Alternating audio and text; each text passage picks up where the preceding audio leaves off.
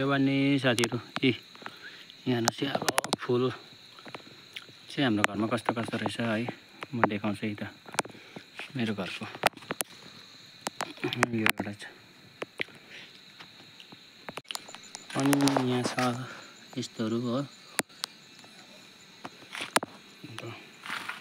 यो चाहिँ फुलिसकेको फुलहरु हो अनि यहाँ चाहिँ अर्किडको भेराइटिजहरु छ यहाँ चाहिँ मेरो भाइले ब्याडहरु बनाएर रेडी गरिरहेको छ अब बेच्नुको लागि साथीभाइ तपाईलाई पनि चाहियो भने चाहिँ तपाईहरुले पनि अर्डर गर्न सक्नुहुन्छ ब्याडहरु चाहिँ नयाँ दिवान बनाइरहेको छ भाइले मेरो भाइले राम्रो छ डिजाइनेबल त्यस्तो डिजाइन पनि होइन तर एकदमै दामी अनि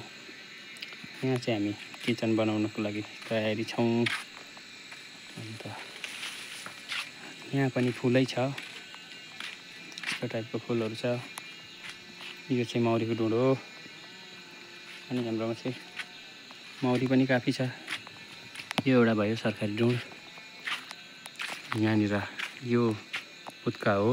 यो माथिको मौरी हो यो पनि मौरी अनि यहाँ छ एउटा अनि यहाँ पनि छ एउटा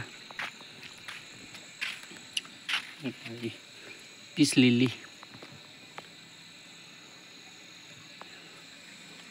यहाँ फुलहरु चाहिँ यस्तो छ अहिले चाहिँ अब फ्लावरिङ सिजन नभएर होला त्यस्तो फुलेको छैन फुलहरु फुलिसकेको योहरु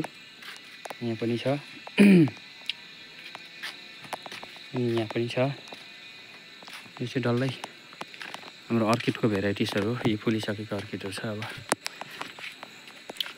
यस्तै छ साथीभाइ हो